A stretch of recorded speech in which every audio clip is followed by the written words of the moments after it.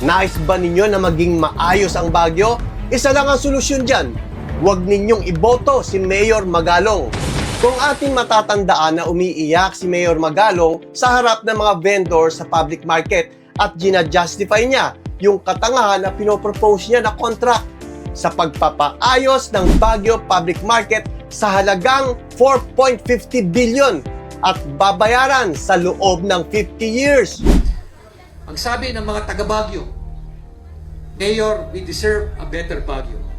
Ang sabi ng mga namamalengke, Mayor, we deserve a better market. Tama ho ba yan? Sabi rin ng mga vendors dito, Mayor, we also deserve a better market para naman mas maganda yung condition doon sa pinagtatrabahuan namin. So yun ang naging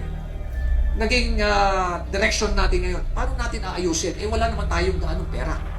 No? Meron tayong pera pero nakalaan sa ibang project. So nagkaroon tayo ng PPP. No? Sinasabi ni Magalong na wala naman tayong gaanong pera at kung may pera man, ay nakalaan daw ito sa ibang mga project. Ngayon, totoo ba ang sinasabi ni Mayor Magalong na walang gaanong pera? O isang kasinungalingan na mas malaki pa sa Lionhead dyan sa Baguio?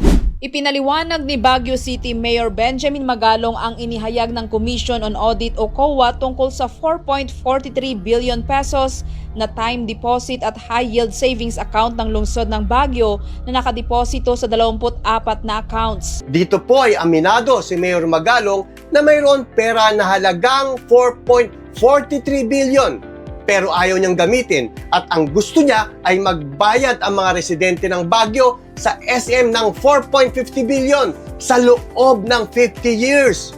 Akalain niyo yun, utang ng Baguio ay mamanahin pa ng mga apo ninyo dahil sa kasinungalingan ni Mayor Magalong. Kung gaano kasinungaling si Atty. Libayan na kanyang son-in-law, ay ganun din kasinungaling si Mayor Magalong.